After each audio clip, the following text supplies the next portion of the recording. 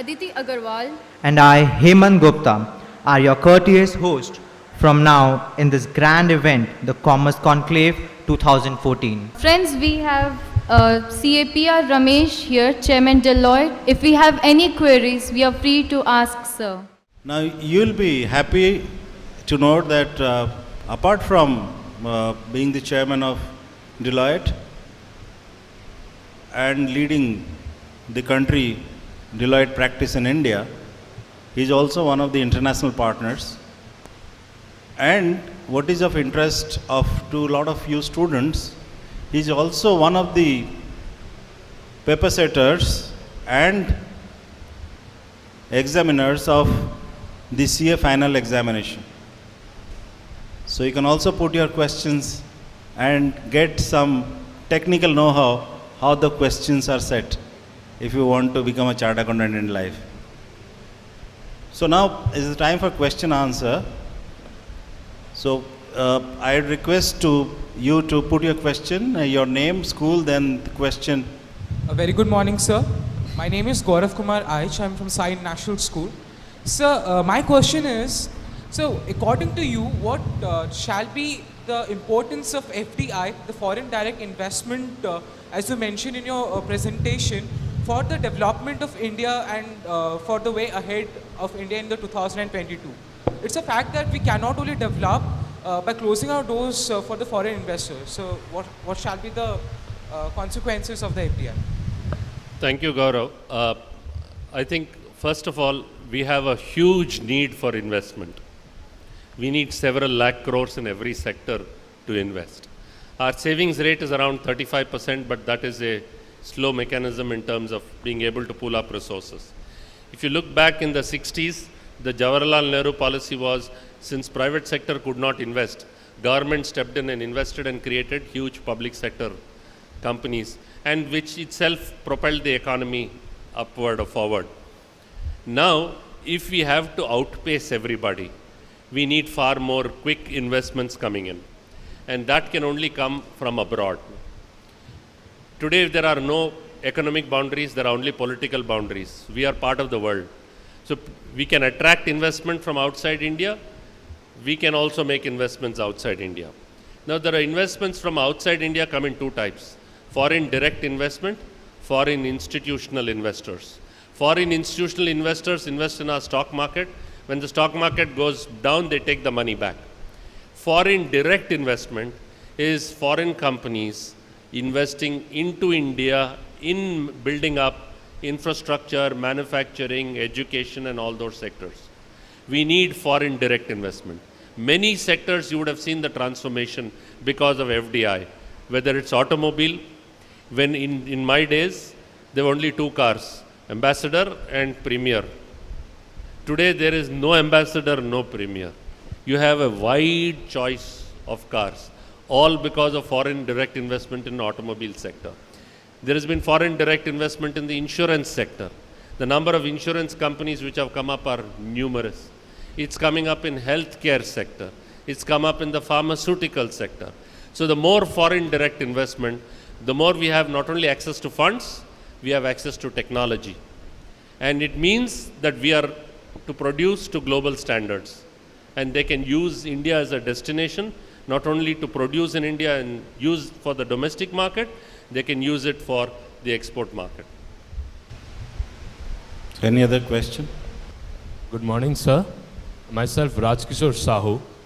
So as you said that to be a developed country, we have to deal with EXIM, which is export and import. But India still have exports less, but imports are higher. So especially in the field of fuel. So how can we deal with that? Do we have humongous level of fuel with us, or do we import less fuel after some years? In my view, we have the subject really is energy. Coal is one part of energy, which is also an extractive industry.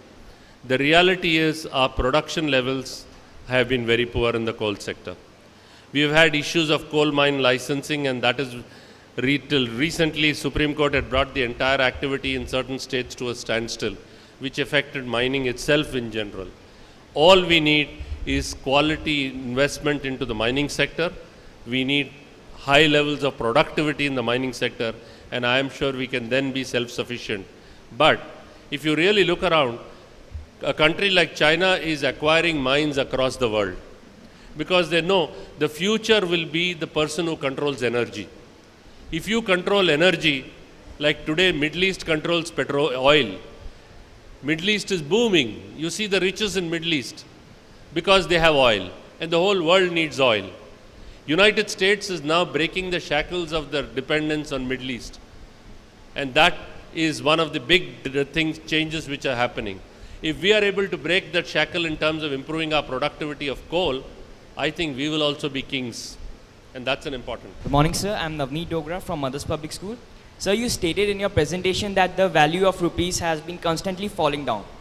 Sir, I would like to ask you a question. We, as the young generation, what should we do so that in future it becomes stabilized or maybe more than the dollar? You see, value of the rupee is a function of the demand and supply of the rupee. It's a function of the Indian economy vis-a-vis the other economies of the world. If India is not doing well, more monies from India will go outside. Investments will be pulled out. So there will be more demand for dollars and less demand for rupees. When India is doing well, there is inbound investment, FDI he spoke of, FII, more dollars will come into India, dollar will drop, rupee will become stronger. As you improve your economy and improve your exports, your rupee will become stronger. So it is not a matter of just calibration in terms of market intervention by Reserve Bank or the banking sector. It can only happen if India is able to export more. And when India is able to export more, what really happens is Indian goods and services are in demand. And therefore, it will strengthen the Indian rupee significantly. Today, our Indian rupee is weak because of our economic performance. So you as individuals, if you help improve the Indian economy itself in the various sectors, you will find rupee is automatic. It's like if your health is good, your temperature is only an indication of your health, right? You may correct the temperature taking crocin, but you're not treating the disease. And that's the real issue. Good morning, sir. So my name is Bharat Kocha. I'm from Ravencha Junior College. So my question is, what according to you is the way by which India may have the best economy ever? Well, my whole presentation was mainly about it. It's not a single action. It's action on multiple fronts which we need to address. It's not that we make an investment in infrastructure, we start manufacturing. Where do we find the people with skills? Where you can't educate a person in 1 year, can you? You will need to be able to educate this whole population. We need investments in education to prepare the workforce for 10 years from now. We need to involve in education, improve our infrastructure. What is the use if you are in a state and there is 10 hours of power cut? You may have a great factory. The machines are idle because there is no power. And if you have to use diesel generating set, the cost of production is so high, nobody can afford the product. So we need investments in infrastructure, investments in skill development. We need good governance. We need less dependence on imports. We need to control energy. All of these are the parameters which I indicated. Thank you, sir. So the last question. Thank you, sir. Good morning. I am Chahat Gupta and I am from Sai International School. Sir, in your speech you mentioned you mentioned something about fiscal deficits, right? And recently there has been a development. India has joined the BRICS Bank and it has also got the first presidentship of the BRICS Bank. Do you think that will in any way help affect our economy? Will it help better our economy and take care of the fiscal deficits? Well, it won't take care of the fiscal deficit as such because fiscal deficit is a function of many variables. All that the BRICS Bank will help you in a big way is there is a feeling that the World Bank and other institutions are dominated by the developed nations, right? So you are at their mercy and they will drive your agenda. So as a result, they said, we are different from the developed economies. Our agenda is different from the developed economies. Our pain is different. So when you have a BRICS Bank, which has Brazil, Russia, India, China, South Africa, all of them, these are of nations who have all the same agenda of development. and are able to help each other. So funds allocation becomes easier.